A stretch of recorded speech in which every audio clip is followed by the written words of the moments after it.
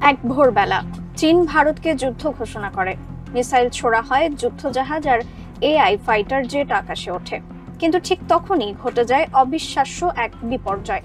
চীনের নিজস্ব এআই সিস্টেমই বিদ্রোহ করে বসে। ফাইটার জেট একে অপরকে আঘাত করে, সাবমেরিন দিক হারায়, সব যোগাযোগ ব্যবস্থা, বিদ্যুৎ, ব্যাংক, মোবাইল নেটওয়ার্ক একসাথে অচল। মহাকাশে স্যাটেলাইটগুলো একে অপরের সঙ্গে ধাক্কা খেয়ে ভেঙে পড়ে। এক মুহূর্তেই ব্ল্যাক আউটে ডুবে যায় গোটা চীন। কে করলো এই সাইবার আক্রমণ? মানুষ না কোনো সুপার এআই? এটা কি স্বপ্ন, না এটাই স্পেস ফোর্সের শক্তি? চলুন জেনে নেই সেই ভয়ঙ্কর দিনের গোপন রহস্য। বিস্তারিত থাকছে সামিউল হকের রিপোর্টে। 2019 সালের 20 ডিসেম্বর হোয়াইট হাউসে প্রেস কনফারেন্সে ডোনাল্ড ট্রাম্প ঘোষণা দেন মার্কিন যুক্তরাষ্ট্র গঠন করেছে স্পেস ফোর্স, তাদের ষষ্ঠ সামরিক শাখা। বিশাল বাজেট, বিশাল পরিকল্পনা। কেন? কারণ 1970-80 দশকে সোভিয়েত ইউনিয়ন মহাকাশে প্রথম কামান বসিয়ে আমেরিকার স্যাটেলাইট ধ্বংসের চেষ্টা করেছিল। এরপর এক স্যাটেলাইট দিয়ে আরেক স্যাটেলাইট ধ্বংস, মহাকাশে অস্ত্রের প্রতিযোগিতা শুরু। 2007-এ চীন, 2008-এ আমেরিকা, 2019-এ ভারত, 2021-এ রাশিয়া। সবাই নিজেদের স্যাটেলাইট ধ্বংসের ক্ষমতা দেখিয়েছে। রাশিয়া, চীন এখন মহাকাশে এমন স্যাটেলাইট পাঠাচ্ছে যেগুলো ইএমপি, লেজার, মাইক্রোওয়েভ অস্ত্র নিয়ে প্রস্তুত, প্রয়োজনে শত্রুর স্যাটেলাইট ধ্বংস করতে পারে। মহাকাশ এখন আর শান্তির জায়গা নেই, বরং যুদ্ধের নতুন ময়দান। কিন্তু কেন এত গুরুত্ব?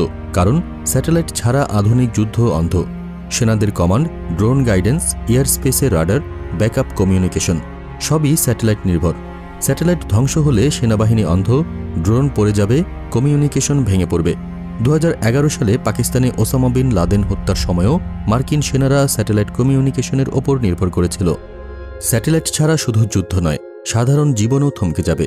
TV, mobile network, GPS, banking, ATM সবই স্যাটেলাইটের ওপর নির্ভরশীল। এমনকি পারমাণবিক সাবমেরিনও সঠিক নির্দেশনা পাবে না যদি স্যাটেলাইট না থাকে।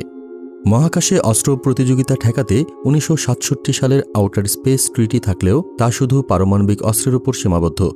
অন্য কোনো অস্ত্র বা স্যাটেলাইট ধ্বংসের ওপর কোনো কার্যকর আইন নেই।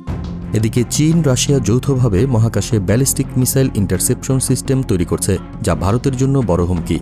চীনের আছে রোবোটিক স্যাটেলাইট, সিগন্যাল জ্যামার, বিশাল হ্যাকার বাহিনী। ভারতের নিজস্ব নেভিগেশন সিস্টেম নাভিক থাকলেও তা এখনও গ্লোবাল নয়। সরকার 2023 সালে স্মার্টফোন কোম্পানিগুলোকে নাভিক ব্যবহারের নির্দেশ দিলেও অগ্রগতি ধীর। সমাধান ইসরো, ডিআরডিওকে চাপ না দিয়ে আলাদা স্পেস ফোর্স গঠন করা।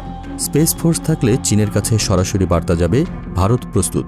স্পেস ফোর্স যুদ্ধের সময় মহাকাশে ভারতের মূল্যবান সম্পদ রক্ষা করবে, ব্যাকআপ স্যাটেলাইট প্রস্তুত রাখবে, শত্রুর আক্রমণের জবাব দেবে। কিন্তু কবে হবে এই স্পেস ফোর্স? কেউ জানে না, কিন্তু ভারতের জন্য এটি এখন সময়ের দাবি।